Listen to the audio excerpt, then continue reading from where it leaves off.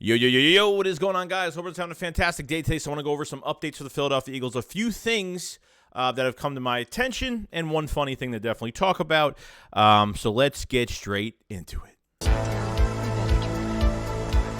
Because I've seen enough horror movies to know any weirdo wearing a mask is never friendly.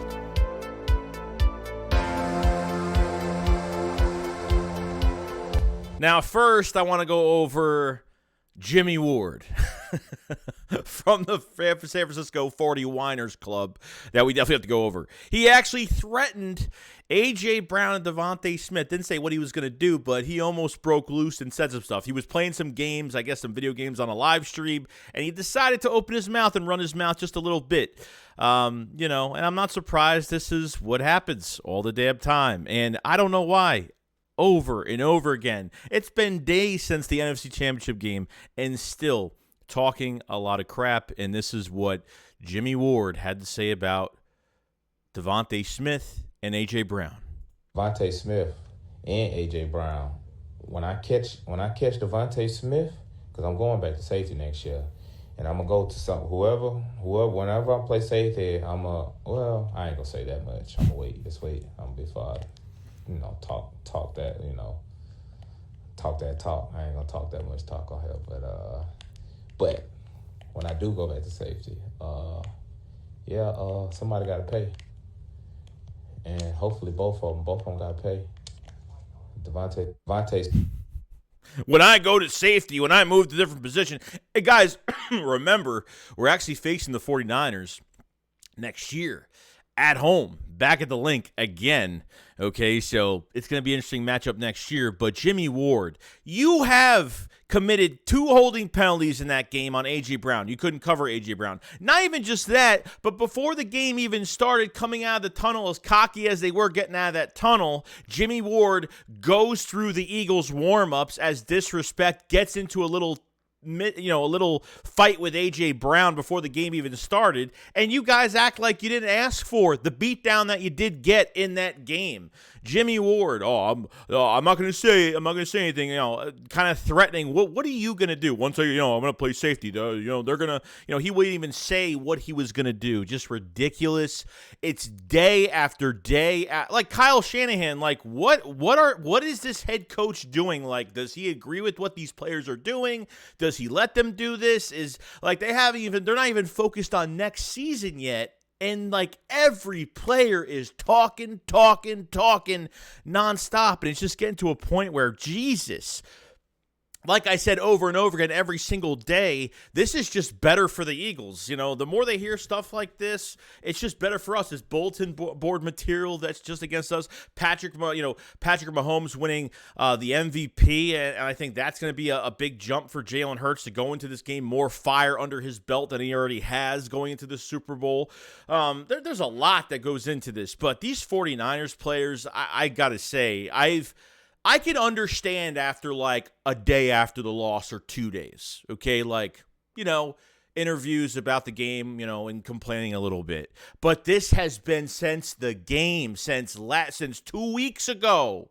2 weeks ago, guys, that they have still not shut their mouth. I mean, Debo's had like 2 or 3 different interviews. McCaffrey, Robbie Gould, Jimmy Ward. I mean, it's just ridiculous. And it's laughable and it's funny because this is probably the softest fan base I've ever seen in my life. And from these players, like I said it over and over again. I thought the Cowboys fans were bad. I thought the Cowboy players were bad when it came to talking crap before a game, or they take the cake when it comes to really setting themselves up for disaster and the beatdown that they took in the NFC Championship game. And the threatening, and it's just like, this is what happened, guys. They won 12 games straight. It got to their heads. And like I said, they faced the Cowboys, which we saw a weakness in that team. That defensive line was a weakness because the Cowboys did a great job defensively against the 49ers. And, They really at the end of the third quarter, middle to end of the third quarter, Purdy and that offense, they started getting that run game going, and they beat the Cowboys. Are really not that much, you know what I mean? It was a close game for a while. So Eagles took advantage of the matchups that we had, and regardless of complaining about the Devonta Smith one-handed catch, that wasn't a catch. How many times does every team deal with this? We dealt in the Washington game. We dealt with the Dallas Goedert face mask that should have been a face mask. Probably would have won that game. Probably would have been pretty much.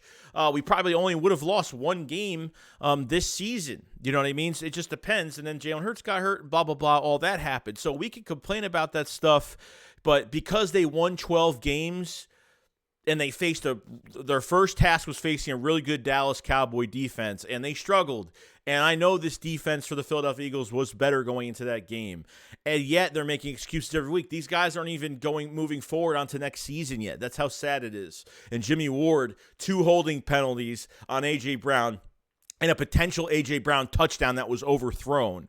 So I don't know what he's so mad about. It's not like he played well. That defense had over 10 penalties. They were frustrated. They couldn't attack Jalen Hurts. They couldn't attack this offense. They couldn't scheme and figure out how to try to get to Jalen Hurts, and that was their biggest problem. Everybody got shut down in that game. Nick Bosa got shut down by a guy that had needed groin surgery and got decleated by Jordan Mailata. You know what I mean? Like, all these guys, they talked. They said that we were going to look good on paper, that, the Eagles look good on paper, and the Eagles took that as disrespect that they couldn't match them in physicality. And look what happened in that game, in our house, NFC Championship game.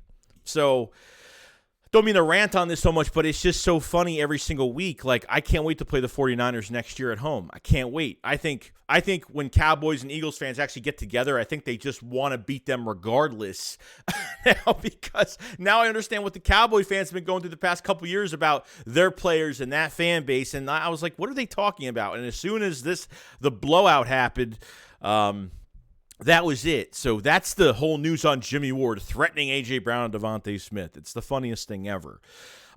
Second bit of news we have is Britton Covey. It looks like he is on the final injury report going into the Super Bowl. It looks like he has a hamstring injury. So what are the Eagles going to do here if Covey can't get into this game?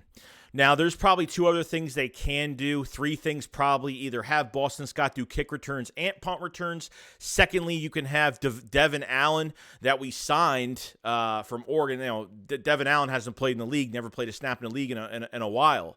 We signed him to a 3-year deal, and that was when we saw Covey and Devin Allen in OTAs in training camp, and we were trying to figure out, I don't know why they're not giving Devin Allen such a chance, or at least trying to put him in for a game. But since they brought Britton Covey up for 3 games from the practice squad to the active roster, you can only do that 3 times during the year. And then if you do it the final time, and if Covey goes on practice squad after the 3rd time, you can't move him back up. You can only move a player up the active roster 3 times. Seems like they liked Covey. It seems like he was, he hasn't had a great year. He had a few good returns this year, but, I think after the Packers game, I know Michael Clay, the special teams coordinator, really wanted this special teams group to get better, and I thought they were on an uprise a little bit. They started to get a little bit better with the blocking scheme on punt returns and stuff like that, but then I think it kind of went back down a little bit. So I haven't really been a big fan of Britton Covey as much as I was in the offseason. I was very excited for this kid, but just didn't really pan out. So I was wrong, so I could be wrong about some things. I was really excited about Britton Covey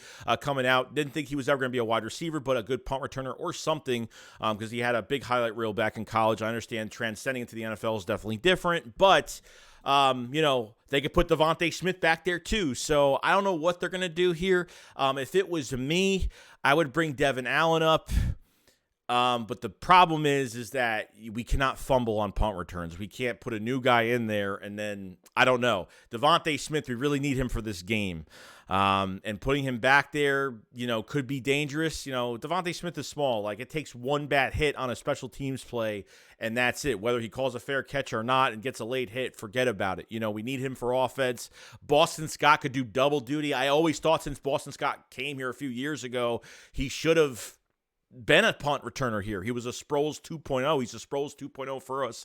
And I don't know what they're going to do here. It's going to be really interesting to see what they do. At punt return, does Devin Allen get his shot? We'll find out what happens, but should be very interesting. Now, lastly, we've been talking about the coaching staff changes. Now, it looks like Jonathan Gannon is staying with the Philadelphia Eagles from what he said after the game, after the NFC Championship game, that he's not going anywhere because obviously DeMeco Ryans took that head coaching job with the Texans. I don't think that's, the reason why, but I think Nick Sirianni had a talk with Gannon, and I think Gannon has always wanted to be here. I think he just checked on his opportunities that he did have, but obviously not a lot of coaching staffs are going out of Jonathan Gannon to be a head coach, okay? So I totally get it. Now, there's been rumors coming out of the Colts now. Now, the Colts look like they're making some moves. They're looking for their head coach. They did like a third slot of interviews. Like, finally, they're getting done with everything. So it's like Mike Kafka, it's it's Wink Martindale, it's a couple other guys. So Shane Steichen is not on the finalized list for the Colts as of what I know so far. I could be wrong, but what was reported is that Shane Steichen is not even in the finalist for head coaching for the Colts. I think after Frank Reich took that head coaching job with the Panthers, I think that messed up all his chances to be a head coach. So there is a really big chance that you keep both your coordinators, which I am 100% fine with. Keeping Steichen would be huge for this offense, but the problem is, if you keep Steichen, what happens to Brian Johnson? Because I think Brian Johnson had an OC. I don't know what happened. I thought he had a couple interviews lined up. I know Denard Wilson had a couple interviews lined up. So Brian Johnson is definitely somebody I don't want to leave this team. I kind of want to keep Brian Johnson here for another year. Maybe give him more money and just promote him and give him another title or something, as well as being a QB coach for the Philadelphia Eagles. But since it looks like the Colts are kind of down to maybe 2 or 3 coaches and Steichen's name is not on the list as of right now, could be a big chance that Steichen stays in Philadelphia for next season in 23. So it's going to be really exciting, guys. Big chance. And usually, you get to the Super Bowl, you win it. I mean, it's more than likely it's very rare that if you win a Super Bowl or get to a Super Bowl, you're keeping a lot of coaches. And I'm not saying the Eagles aren't going to get rid of anybody. I think Michael Clay, the special teams coordinator, I think they need another coordinator. I like Nick Rouse a lot. Denard Wilson, I actually really like a lot. He's done a really good job with the cornerbacks. Denard Wilson has been going for interviews too. So depending on, what happens, and I thought Troy Rocker with the defensive line has done a really good job here. There's a lot of coaches that have done a really good job here. And I don't think they're losing a lot of them, to be honest, going into next season. So not a finalist so far for Shane Steichen with the Colts. I think this was like his last spot to get to, because I think Frank Reich kind of messed everything up. There was a lot of rumors it was Frank Reich and it was Shane Steichen as the finalist for that Panthers job, and they picked Frank Reich, which I was actually surprised Frank Reich got another head coaching job, but obviously he played for the Panthers a long time ago, and he's got a lot of roots there. So, things happen for a reason. But other than that, guys, that's pretty much it. We will not talk until the Philly Shakedown Saturday night, and obviously we'll be streaming the game on Sunday and post-game and videos, and then we're going to be getting to the offseason really soon. The free agency, the draft. I mean, we're going to have free agency a few weeks after, so it's going to be busy. It's going to be interesting, and it's going to be a lot to cover. So I do appreciate everybody that if you have gotten to this part of the video and lasted this long, I do appreciate it. Make sure you like the video and make sure you subscribe to the channel if you are not, for more Eagles updates every single day. And that is, let me know what do you guys think about the Jimmy Ward comments. Let me know who do you think that Covey should be replaced with. Whether it's Boston Scott or Devonta Smith or Devin Allen or something like that. And what do you guys think about Steichen? Do you think Steichen is staying in Philadelphia? Should be a really interesting offseason, very interesting time. And we'll see you guys on the next one. Next time I'll see you is the Philly Shakedown. Then we'll be reacting to Super Bowl 57. So let's get straight to it. I'll see you guys later. SHAKESQUAD up, follow, slide. Peace out, guys. Peace.